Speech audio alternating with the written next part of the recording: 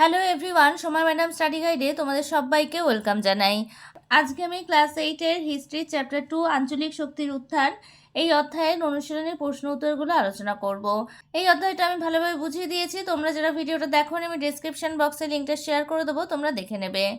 ভিডিওটা বেশি থেকে বেশি লাইক শেয়ার করে নেবে। আর আমার চ্যানেলটিকে এখনও যারা সাবস্ক্রাইব করতে পারোনি তারা তাড়াতাড়ি চ্যানেলটা সাবস্ক্রাইব করে নাও, আর পাশে থাকা বেল আইকনটা অবশ্যই প্রেস করে নেবে, যাতে আমি চ্যানেলে নতুন ভিডিও আপলোড করার সাথে সাথে নোটিফিকেশন সবার আগে তোমাদের কাছে পৌঁছে যায়। ভিডিওটা স্কিপ না করে শেষ পর্যন্ত দেখতে থাকো, না হলে গুরুত্বপূর্ণ প্রশ্নগুলো মিস করে যাবে। তাহলে চলো শুরু করা যাক।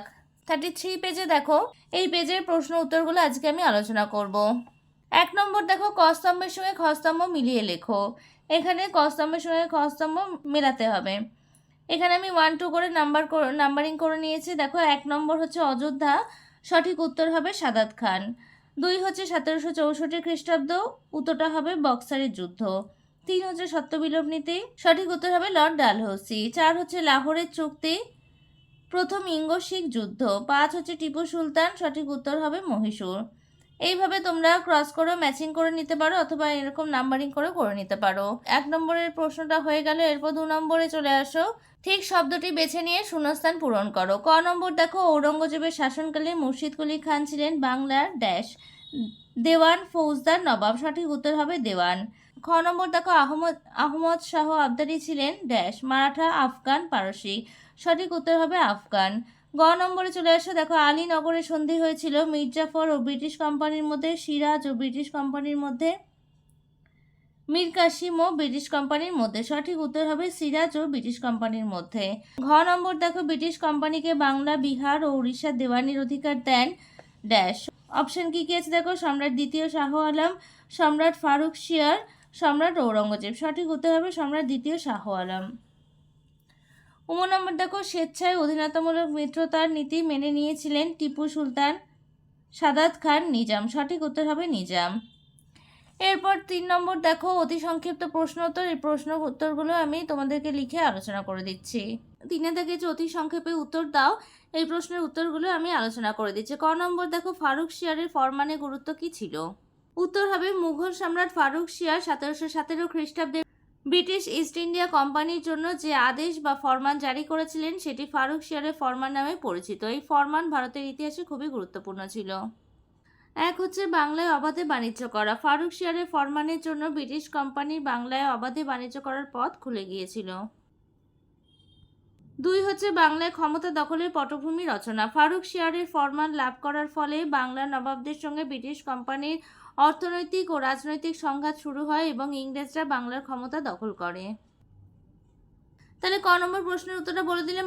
এরপর খ নম্বর দেখো, কে কিভাবে ও কবে হায়দ্রাবাদে আঞ্চলিক শাসন প্রতিষ্ঠা করেছিলেন? উত্তর হবে মীর কামার উদ্দিন খান সিদ্দিকী হায়দ্রাবাদে আঞ্চলিক শাসন প্রতিষ্ঠা করেছিলেন। 1 নম্বর পয়েন্টস লিখবে, হায়দ্রাবাদ ছিল মুঘল সাম্রাজ্যের অধীন একটি প্রদেশ। এখানে মুঘল প্রাদেশিক শাসক মুবারেজ খান শাসন করতেন। 1723 খ্রিস্টাব্দে মুঘল দরবারে শক্তিশালী অভিজাত মীর কামার উদ্দিন খান সিদ্দিকী তাকে পরাজিত করেন। 1724 খ্রিস্টাব্দে তিনি দাক্ষিণাত্যের সুবাদার হয়ে হায়দ্রাবাদে নিজের আধিপত্য প্রতিষ্ঠা করেন। 2 নম্বর পয়েন্টস লিখবে, 1740 খ্রিস্টাব্দ থেকে নিজাম শাসিত স্বাধীন হায়দ্রাবাদ রাজ্য আত্মপ্রকাশ করে। এরপরে গ নম্বর প্রশ্ন দেখো, পলাশীর লুণ্ঠন কাকে বলে? উত্তর হবে 1757 খ্রিস্টাব্দে পলাশীর যুদ্ধে। এখানে তারবস্যায় হস্যি করে নেবে, দীর্ঘ হয়ে গেছে। ব্রিটিশ কোম্পানি জয়লাভ করার পর বিভিন্নভাবে নবাব মির্জাফরের কাছ থেকে প্রচুর অর্থ আদায় করে। রবার্ট ক্লাইভ সহ কোম্পানির উচ্চপদস্থ কর্মচারীদের ব্যক্তিগতভাবে প্রচুর অর্থ নেয়। সব মিলিয়ে প্রায় 3 কোটি টাকার সম্পদ ইংরেজরা আদায় করে। পলাশী যুদ্ধের পর মির্জাফরের কাছ থেকে ইংরেজদের অর্থ আত্মসাৎ করাকে পলাশী লুণ্ঠন বলে। এরপর ঘ নম্বর দেখো, দ্বৈত শাসন ব্যবস্থা বলতে কি বোঝো? উত্তর হবে 1765 খ্রিস্টাব্দে মুঘল সম্রাট দ্বিতীয় শাহ আলমের কাছ থেকে ব্রিটিশ কোম্পানির সুবা বাংলার দেওয়ানি অধিকার লাভ করে। এর ফলে বাংলায় দুজন শাসকের শাসন কায়েম হয়। এই ব্যবস্থাকে দ্বৈত শাসন ব্যবস্থা বলা হয়। দ্বৈত শাসন ব্যবস্থায় নবাবের হাতে ছিল রাজনৈতিক ও নিজামত বা আইন শৃঙ্খলা রক্ষার দায়িত্ব এবং কোম্পানির হাতে ছিল অর্থনৈতিক কর্তৃত্ব ও রাজস্ব আদায়ের দায়িত্ব। বাস্তবে নবাবের হাতে ছিল ক্ষমতাহীন দায়িত্ব এবং কোম্পানির হাতে ছিল দায়িত্বহীন ক্ষমতা। এরপর ১ নম্বর প্রশ্ন দেখো, ব্রিটিশ রেসিডেন্টদের কাজ কী ছিল? উত্তর হবে ব্রিটিশ কোম্পানি তাদের পরোক্ষ শাসনাধীন রাজ্যে যে প্রতিনিধি রাখত তাকে রেসিডেন্ট বলা হয়।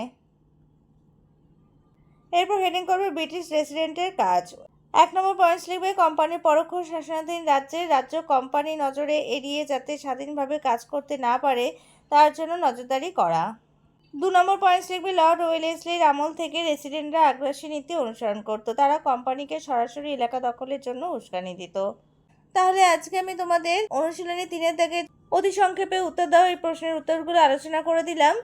আর রচনাধর্মী প্রশ্নগুলো আমি আগে চ্যানেলে অলরেডি শেয়ার করে দিয়েছি। তোমরা যারা ভিডিওটা দেখোনি আমি ডেসক্রিপশন বক্সে লিঙ্কটা শেয়ার করে দেবো, তোমরা দেখে নেবে। ভিডিওটা ভালো লাগলে লাইক শেয়ার করে নেবে, আর আমার চ্যানেলে নতুন হয়ে থাকলে চ্যানেলটা সাবস্ক্রাইব করে নেবে, আর পাশে থাকা বেল আইকনটা অবশ্যই প্রেস করে নেবে যাতে আমি চ্যানেলে নতুন ভিডিও আপলোড করার সাথে সাথে নোটিফিকেশন সবার আগে তোমাদের কাছে পৌঁছে যায়। আজকে আমি এখানেই শেষ করছি, পরে দেখা হবে নতুন আর একটা ভিডিওতে।